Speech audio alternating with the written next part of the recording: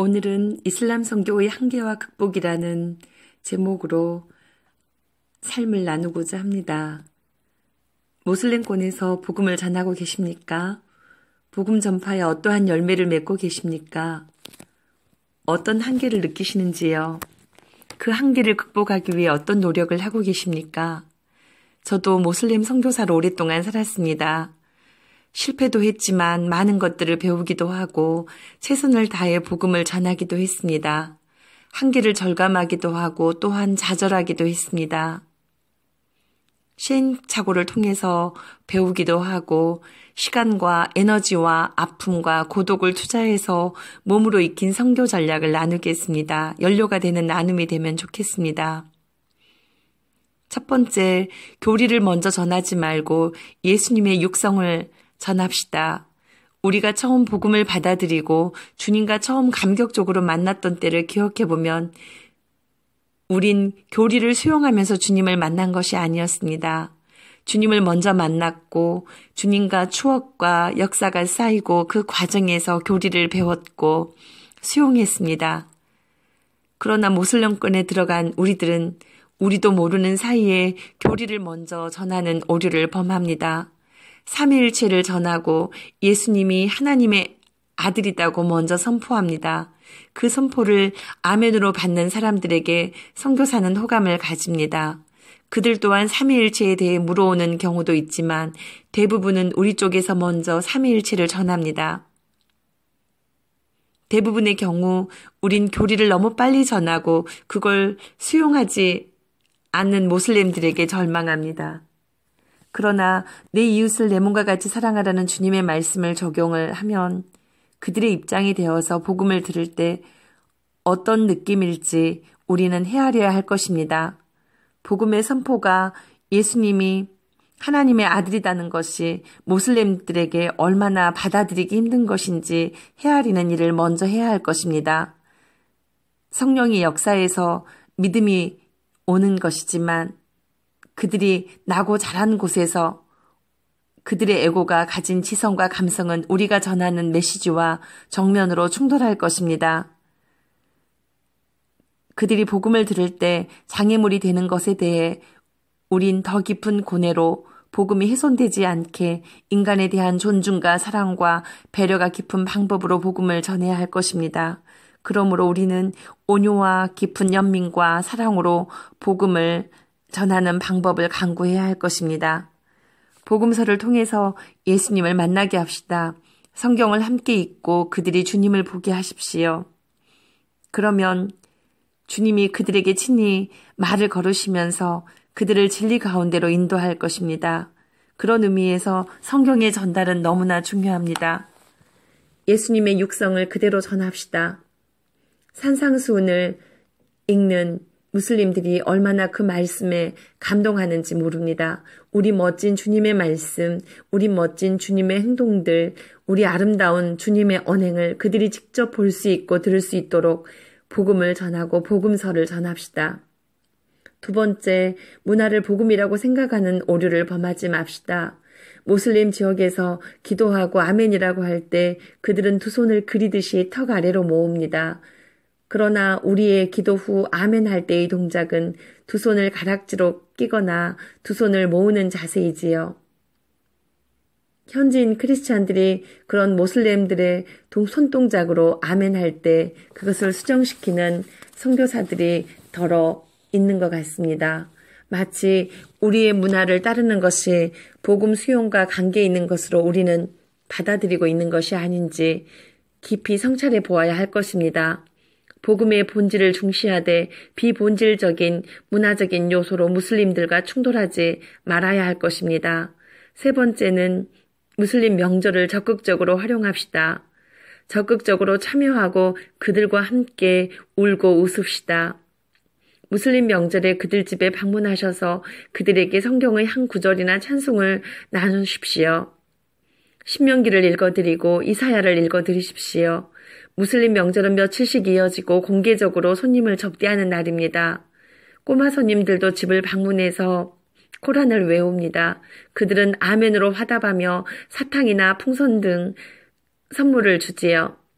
그들의 명절에 아는 현지인들 집에 찾아가서 그들에게 모세 오경 중에 좋은 말씀을 읽어주겠다고 말씀드리거나 시편을 읽어주거나 복음서를 읽어준다고 하면 거절하는 무슬림들을 한 번도 본 적이 없습니다. 말씀을 읽고 설교를 하지 말고 그냥 말씀을 읽어주십시오. 물론 대상에 따라 복음을 전하는 장으로 활용하셔도 됩니다. 그들은 정중하게 듣고 차를 권하거나 음식을 건넵니다. 꼭 실습해 보시면 좋겠습니다. 그리고 기타를 들고 가서 찬양을 프린트해서 함께 부를 수 있는 찬양들을 함께 불러도 좋습니다. 또한 기도를 해드리고 싶다고 해서 기도를 해주셔도 모두 아멘으로 대답할 것입니다. 꼭 실천해 보시고 그들의 명절에 말씀을 들고 찾아가는 우리들이 되면 좋겠습니다. 그냥 성경을 읽어주는 것이 큰 나눔이 될 것입니다. 그리고 성경을 선물로 주십시오. 무슬림 명절에는 성경을 나눠주는 절호의 기회입니다. 정중하게 전하면 정중하게 받을 것입니다. 네 번째, 부활절과 크리스마스를 상황합시다. 무슬림에게 명절은 이 3일 동안 지켜지고 모든 사람들이 서로 상호 개방된 제 집들을 방문합니다. 우리도 그런 그들의 명절에 대한 문화를 상황화합시다. 우리도 부활절과 크리스마스에 음식을 차려놓고 현지인들을 초청합시다. 우리 기독교의 가장 큰 명절을 그들처럼 이 3일 한다고 해서 하나님이 뭐라 하시겠습니까? 우리가 기념하는 날을 그들처럼 2, 3일 동안 음식을 차려놓고 많은 무슬림들이 마음껏 다녀갈 수 있도록 집을 개방하고 삶을 개방하고 생활을 개방하면 복음을 전하는 장으로 또한 활용한다면 주님이 뭐라 하시겠습니까? 우리 명절이니 오시라고 하면 그들은 기쁘게 찾아올 것입니다. 그들은 우리 명절에 대해 어떻게 지내는지 내심 궁금해한다는 것을 잊지 마시고 부활절이 무엇인지 크리스마스가 무엇인지 그들에게 알리고 주님을 전할 수 있는 절호의 기회로 활용합시다. 그동안 못 만났던 많은 현지인들을 초대하시고 고위직에 종사하는 사람들도 초청합시다. 명절이니 오라고 하면 그들은 올 것입니다. 그리고 음식과 사랑과 정을 나누십시오. 그들에게 동일한 방법으로 말씀을 읽어주시고 하나님에 관해, 부활에 관해, 예수 그리스도에 관해 자연스럽게 이야기할 기회를 만드십시오. 그리고 다음 명절에도 오라고 초대해 놓으시고 우리도 적극적으로 그들의 명절에 찾아가면 우린 적어도 1년에 4번은 우리 사랑하는 주님을 소개할 수 있는 시간을 가질 수 있습니다. 그렇게 1년만 지내면 서로 명절에 오가는 것이 관례가 되어 서로에게 문화가 되는 것이지요. 5번째, 십계명을 외우게 하고 실천하게 합시다. 무슬림 지역에 살면서 그들이 당하는 고통의 중요한 요소가 가정의 파괴와 전쟁으로 인한 고통임을 보게 됩니다. 가정 파괴의 주요 요인은 일부 다처제와 높은 이혼율입니다. 모든 공동체가 일부 다처제를 죄악이라 하지 않고 하나님이 허용한 것으로 받아들입니다. 그런 죄에 대한 태도는 삶의 도처의 고통의 열매를 가져왔습니다. 마호멧이 쿠란에서 4번째 부인까지 허용한 사례를 통해 그것이 알라로부터 받은 계시라고 명시된 것입니다. 그런 영향으로 청소년들마저 그들의 꿈에 대해서 물으면 돈을 많이 벌어서 많은 아내를 맞이할 것이라고 말합니다.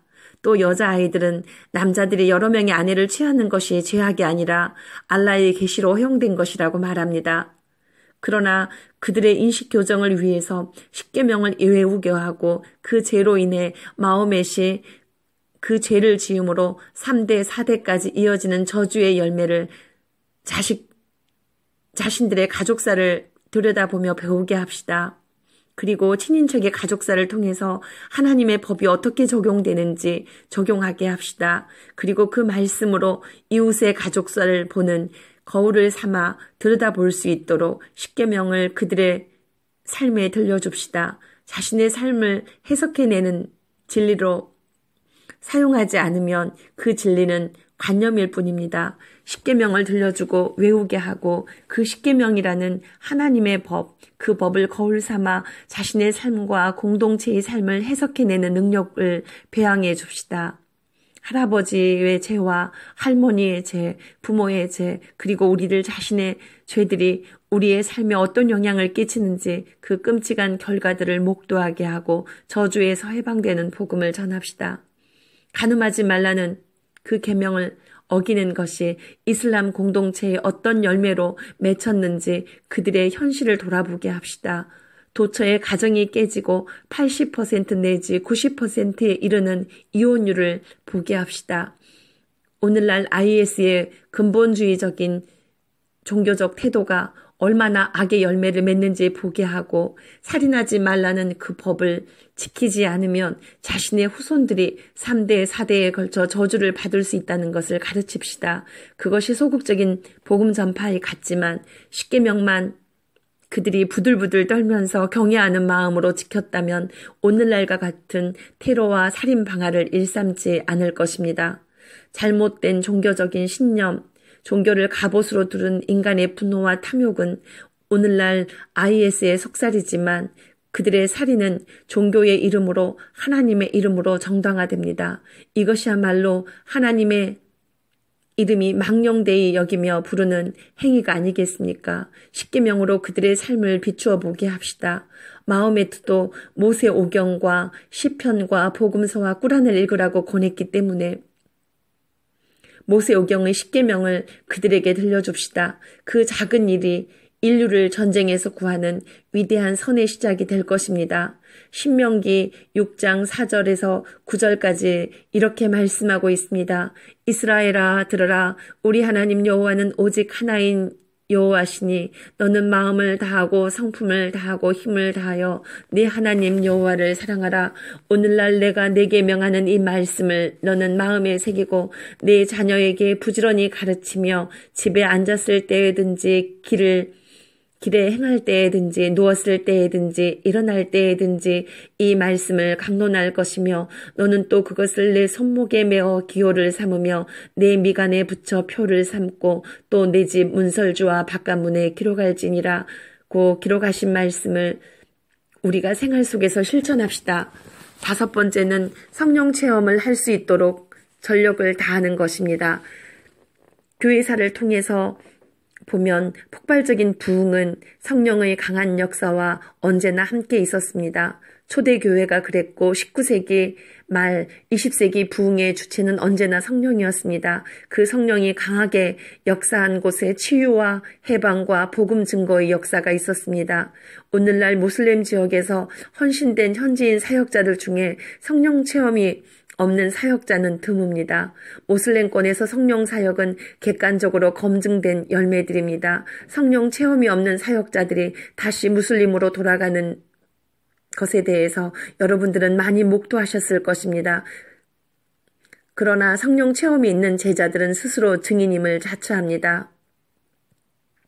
베드로처럼 오순절 성령의 체험으로 강력한 복음 전파자가 된 객관적인 증거는 오늘날 무슬림 지역의 좋은 모델이 될 것입니다. 모든 소그룹 모임이나 기도 모임이나 성경 공부 모임에서 성령에 대해 가르치시고 성령 체험을 할 수 있도록 성령 세례를 받을 수 있도록 성령 충만을 받을 수 있도록 도웁시다. 6째, 모슬렘 복음화를 위해 하늘의 미랄이 됩시다. 낙심하지 말고 십자가 신앙을 굳게 붙듭시다. 우리를 모슬렘 지역에 보내신 이는 하나님이십니다. 그리고 자원하여 갔다 하더라도 주님은 기쁘게 받으실 것입니다. 모슬렘 복음화의 시간표는 아직은 씨를 뿌리는 시기요 희생의 시간표인 것 같습니다. 영광을 구하려면 무슬림 선교사가 될 수 없지요. 내가 진실로 진실로 너희에게 이르노니 한 알의 미랄이 땅에 떨어져 죽지 아니하면 한 알 그대로 있고 죽으면 많은 열매를 맺느니라. 요한복음 12장 24절 말씀을 붙들고 선교지에서 맞이하는 삶의 사건과 고통을 해석하는 거울과 잣대로 삼으시고 생명의 에너지를 말씀을 통해 받을 수 있기를 바랍니다. 우리가 무슬림 선교사로 살면서 이사야 53장을 가슴에 사무치는 심정으로 읽을 수 있을 때 우린 그리스도의 남은 고난을 내 육체에 채우는 기쁨을 조금이라도 맛보는 영광을 누릴 수 있을 것입니다. 아무도 우리를 귀하게 여기지 않는 생애의 끝에 주님이 당신을 가장 귀하게 영접하실 것입니다. 우리가 사랑하는 주님이 이 땅에 오신 목적은 섬김을 받으려 함이 아니요 도리어 섬기려 하고 자기 목숨을 많은 사람의 대속물로 주려 함이라고 마태복음 20장 28절에서 주님이 말씀하시고 주님은 온 인류를 위해 주님은 완벽하게 희생하셨습니다. 그 희생의 열매는 무궁한 것이 되었고 나와 여러분을 구했을 뿐만 아니라 인류사의 많은 사람을 구했고 또 구하고 구할 것입니다. 주님은 이 땅에 선교사로 오셨을 때 고운 모양도 없고 풍채도 없은즉 우리가 보기에 흠모할 만한 아름다운 것이 하나도 없다고 하셨습니다.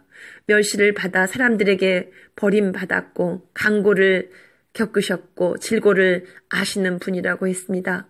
사람들이 그에게서 얼굴을 가리는 것과 같이 멸시를 당하였고 우리도 그를 귀히 여기지 아니하였다고 했습니다.